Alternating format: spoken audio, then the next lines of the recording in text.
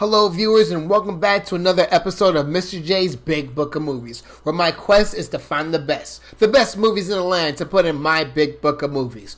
What is the Big Book? The Big Book is a personal collection of movies I feel should be immortalized for their greatness.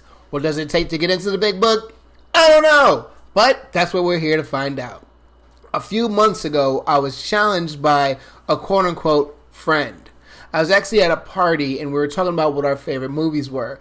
And this individual had brought up a very controversial movie. And they're like, how can you not like this movie? They view the end of their movie during their movie. I'm like, maybe because of all the controversy that's around it. So today we're going to have another viewer challenge. Cowboy, this one's for you. Blazing Saddles was released on February 7th, 1974 and was directed by Mel Brooks. This movie is highly controversial a lot of the times because of the language. Well, all the time because of the language. But I was actually pleasantly surprised that I only caught the N-word used about 14 times. That's pretty good for an hour and a half movie. You know, it's no Quentin Tarantino where every other word is the word, but, you know, whatever. So it wasn't as bad as I initially thought it was going to be. But all that aside, let's get down to business. Starting off with the rewatch factor, I'm going to be 100% honest with you. I gave it a 1. This movie's dumb as shit. I don't even know how or why it was made, but it was.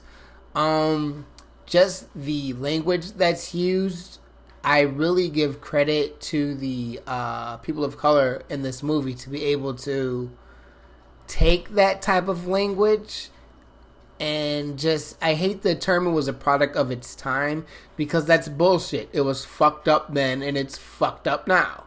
So it doesn't matter what fucking year it is, it's fucked up. So no.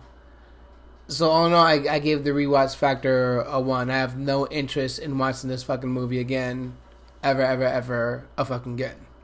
Next in line we have storyline. Now the storyline itself was a little creative.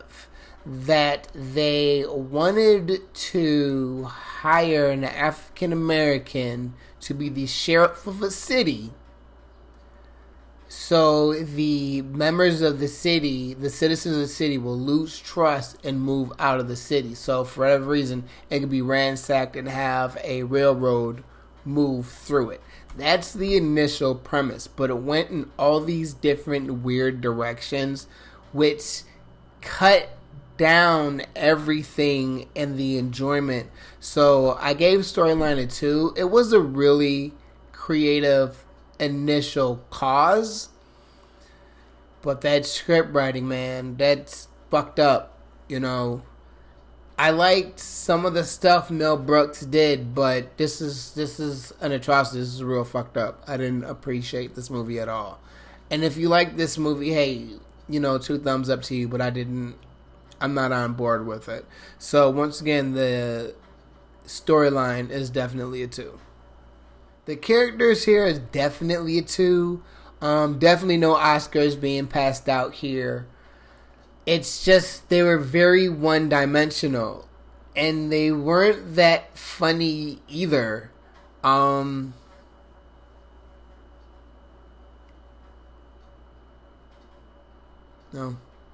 The highest scoring section of the film is the appearance. Now, I feel it was supposed to be a low budget movie. I feel it's supposed to look like a low budget movie, and I got the feeling that it was a low budget movie. So I actually gave appearance a 4. It looked cheesy. It felt campy.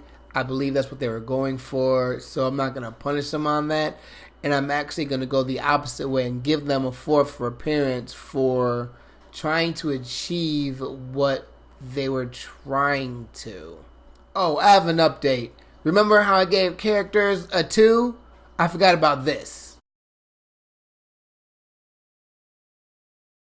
So because of that, characters get a fucking 1. Do I really need to say the score for enjoyment? I think it's obvious. Alright, so we're counting up the score. You add up the categories. Categories equals score. Score equals a grade. And they are as follows. The rewatch factor being a 1. The storyline being a 2. Characters being a 1. Appearance being a 4. Barely. And that's being nice. That's being nice! And enjoyment being a 1. That equals a 9. And that 9 equals a D. Yeah, this was a fucked up movie. I didn't like it. All in all, does it make it into the big book of movies? Why did you even ask me that? Alright, well that was kind of a not so fun episode. I apologize about that, but hey, when I get a challenge, I have to accept it. Don't forget you can follow me anytime, anywhere on Twitter at I4Ni, spelled just like my podcast. On our Facebook fan page at I4Mr. You can email me anytime, anywhere at MWS_216 at yahoo.com. You can also leave comments, concerns, questions, and suggestions for further shows, for the movies. We could do more viewer challenges. Let me know what you think in the comments below. I'll catch you guys next week. Peace.